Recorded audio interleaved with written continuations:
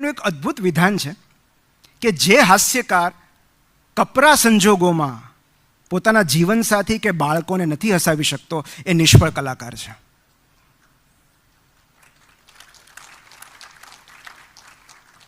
આપણી sense of humour ક્યાંક ગાયબ થઈ જાય છે. જે યુવાનીના દિવસોમાં ડેટિંગ ટાઈમમાં પીક પર હતી, કેવા કેવા ઇન્ટરનેટ પરથી જોક્સ વીણીને કહેતા કે હસે તો ફસે. તો બાળકો સામે ક્યાં ગઈ આ જોક્સ, ક્યાં ગઈ આ રમૂજ? કેમ નથી કહેતા આપણે બાળકોને જોક્સ? સાહેબે બહુ સરસ કીધું વિશાલભાઈ કે એમને ઉપદેશમાં રસ જ નથી. બોધ ક્યારેય કરાય નહીં, અપાય નહીં, બોધ થાય. એ આપ મેળે થાય, એ લાદી ન શકાય. એમને મુલ્લા નસરુદ્દીનની વાતો કહો કે કેવી કેવી હ્યુમર હોય છે. મને એમ છે આમાં કોઈ ટીનેજ સંતાન નથી એટલે આ જોક હું કહી શકું કે મુલ્લા એકવાર એના 18 વર્ષના બાળકને લઈને, એટલે બાળક તો ન કહેવાય પણ સંતાનને લઈને એક પબમાં ગયા કે ભાઈ મને ખબર છે કે હવે જો તું પુખ્ત થઈ ગયો છે ને તું ક્યારેક તો પીશ જ, પણ હું ઈચ્છું છું કે મારી સામે પી, કારણ કે તને તારી મર્યાદાનું ભાન હોવી જોઈએ. You should know your limits. પહેલાં પૂછ્યું કે અબ્બાજાન લિમિટ કઈ રીતે નક્કી થાય? એટલે મુલ્લાએ કીધું કે જો સામે જે 2 વ્યક્તિ દેખાય છે ને એ તને 4 દેખાવા લાગે ને તો સમજવું કે તારી લિમિટ આવી ગઈ છે. એટલે પહેલાં એ બહુ વિનમ્રતાથી કીધું પણ અબ્બુજાન સામે તો એક જ વ્યક્તિ બેઠી છે.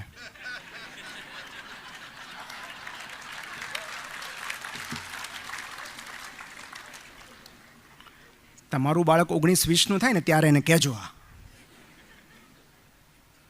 આપણને આપણી લિમિટની ખબર નથી હોતી ને આપણે બાળકોને એની લિમિટ ભણાવીએ છીએ. આ તો સારું છે કે જન્મીને કોઈ બાળક પૂછતું નથી કે તું છો કોણ, હુ ધ હેલ યુ આર, કે મને આદેશ આપસ.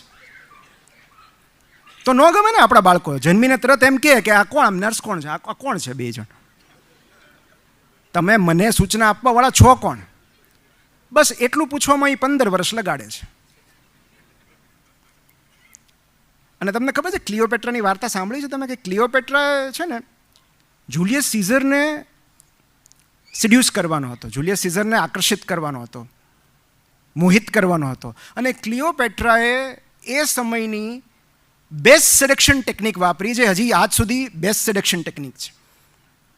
કારણ કે જુલિયસ સીઝર પાસે તો ક્યાં કમી હતી, જે માગે હાજર થઈ જાય. યુઝ્યુઅલી કામુકતા, સેક્સ્યુઅલ જે વૃત્તિ છે એનો હથિયાર તરીકે ઉપયોગ કરતા હોય, પણ ક્લિયોપેટ્રાને ખબર હતી કે એનાથી આ માણસ નહીં આકર્ષિત થાય, કારણ કે એની પાસે બહુ છે. કેટલી બધી રાણીઓ હોય, કેટલી બધી દાસીઓ હોય, કમી જ નથી એને.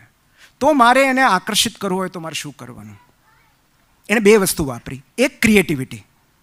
તમને એ વાર્તા ખબર હોય તો એ કાર્પેટમાં એ વીંટાઈને ગઈ અને જ્યારે કાર્પેટ ખોલી ત્યારે એમાંથી ક્લિયોપેટ્રા નીકળી. This is creativity.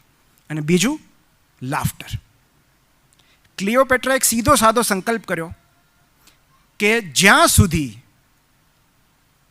Julius seizure મારી સાથે હોય, જેટલો સમય એટલો સમય એના ચહેરા પર હાસ્ય હોવું જોઈએ. He should be laughing, that's it. કોઈ ફરિયાદ નહીં, કોઈ કકળાટ નહીં, કોઈ ઉપદેશ નહીં, માત્ર હ્યુમર. અને પછી આપણને ખબર છે એ બેના લગ્ન થયા અને સિઝેરિયન આવ્યો અને એના પરથી નામ પડ્યું. તો આજની તારીખે જો તમારે કોઈને વશમાં લેવા હોય તો best weapon is sense of humour. અને જો રમૂજ નહીં ઉગારે, સપોઝ કે રમૂજ નથી તમારી પાસે, તો વાર્તા તો ઉગારશે જ.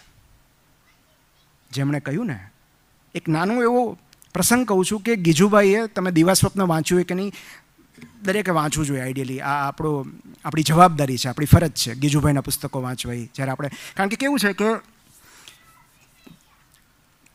ડ્રાઇવિંગ લાઇસન્સ વગર તમે વાહન ચલાવી નથી શકતા, પણ પેરેન્ટલ લાઇસન્સ વગર બાળકો ઉછેરી શકો છો. આ કમનસીબી છે. તો આ જે પુસ્તકો છે એ પેરેન્ટિંગ લાઇસન્સ આપે છે.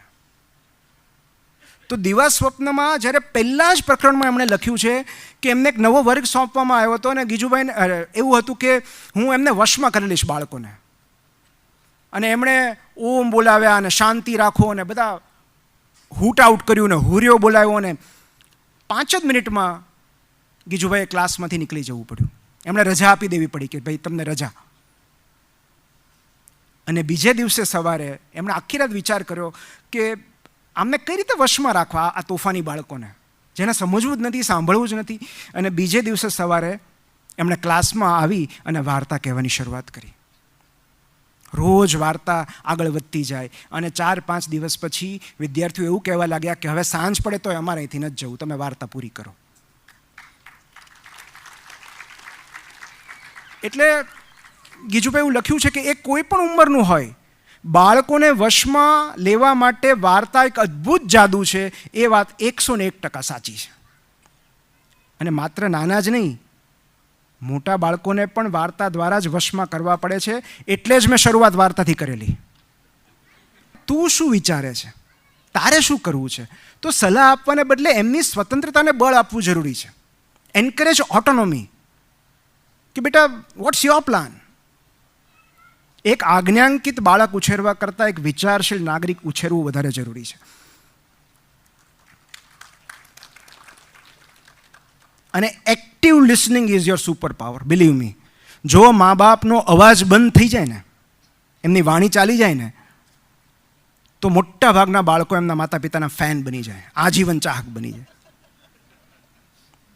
બ્રોકાસ એરિયા ચાલ્યો જાય આખો, સ્પીચ જ ન રહે, તો પછી જો કેવી શાંતિને સંપ રહે છે ઘરમાં.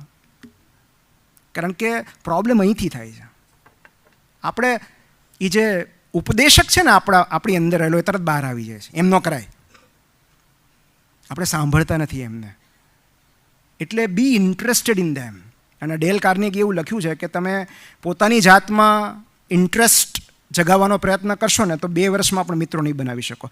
તમે એમનામાં ઇન્ટરેસ્ટ દાખવશો ને તો 2 જ મહિનામાં ઘણા બધા મિત્રો બની જશે તમારા. તો 5 લવ લેંગ્વેજ છે અને આ સાર્વત્રિક છે, યુનિવર્સલ છે કે પ્રેમ 5 રીતે દર્શાવી શકાય. એ જીવનસાથી પ્રત્યેનો હોય કે ટીનેજ સંતાનો પ્રત્યેનો હોય. કારણ કે બાળકની મોટાભાગની ગેરવર્તણૂક પ્રેમના અભાવથી સર્જાય છે. માણસ જ્યારે સૌથી વધારે અપ્રિય લાગતો હોય ને ત્યારે જ એને પ્રેમની સૌથી વધારે જરૂર હોય છે. અને એમાં પહેલું છે વર્ડ્સ ઓફ એફર્મેશન, સહાયક શબ્દો, પ્રેરક શબ્દો. એમણે કીધું ને, ઓલી છોકરીનું ઉદાહરણ આપ્યું કે વાહ દોસ્ત, તે પરિસ્થિતિ બહુ સુંદર રીતે હેન્ડલ કરી, વેરી નાઇસ. ફલાણાની હાજરીમાં તે બહુ સરસ બિહેવ કર્યું, તારી સેન્સ ઓફ હ્યુમર જોરદાર છે.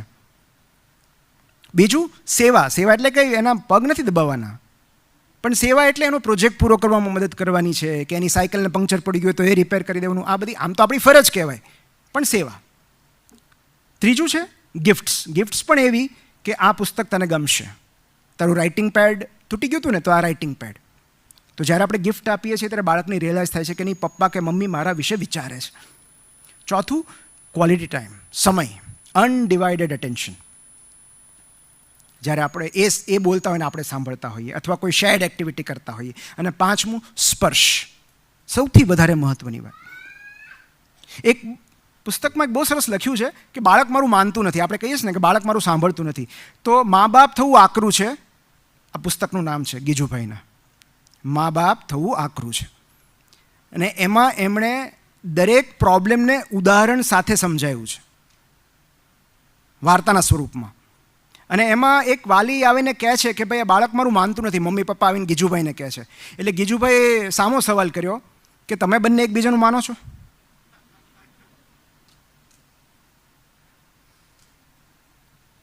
તો બાળક આપણું એટલા માટે નથી માનતું કારણ કે ઘરના સભ્યો એકબીજાનું નથી માનતા.